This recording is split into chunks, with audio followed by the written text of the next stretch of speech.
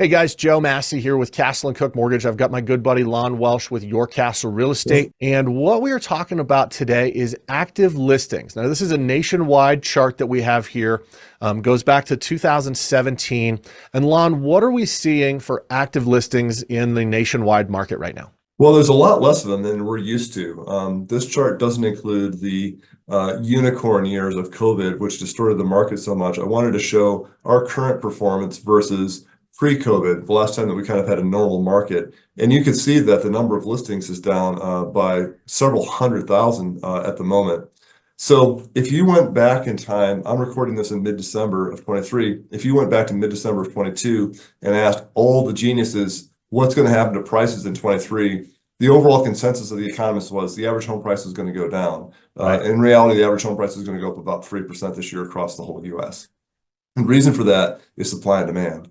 The supply of homes available for sale is much, much less than we are used to having historically, while the demand, even though rates are higher, has been stable enough that there's still more buyers than sellers. The number of people who are all cash on their purchase has almost doubled over the last couple of years. And there's a lot of people who are trading down where they may not be all cash on their purchase of a new property, but they've got such a huge down payment from the large house they just sold. The small size of the mortgage on the new home, even if it has a high rate, doesn't deter them from getting the transaction done. That's right. So there's also segments of people that they just have to do a transaction, that they're getting relocated across the country. Maybe there's a divorce. Maybe they just had triplets and need a bigger house. But there's any number of reasons why there's still deals getting done, even in a hostile environment.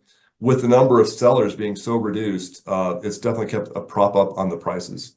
Yeah. And so with the number of sellers being reduced, prices are still going up. We're going to talk about this in a future video, but do you see a housing crash coming? Do you see a price drop coming? Do you see a foreclosure boom coming?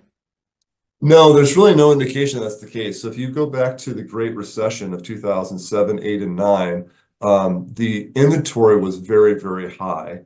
6 or 8 times higher than it is today.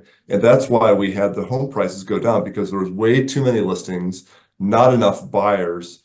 And since the sellers who had to sell had to do something to attract attention, the only lever they've got is to lower their price until someone finally bites.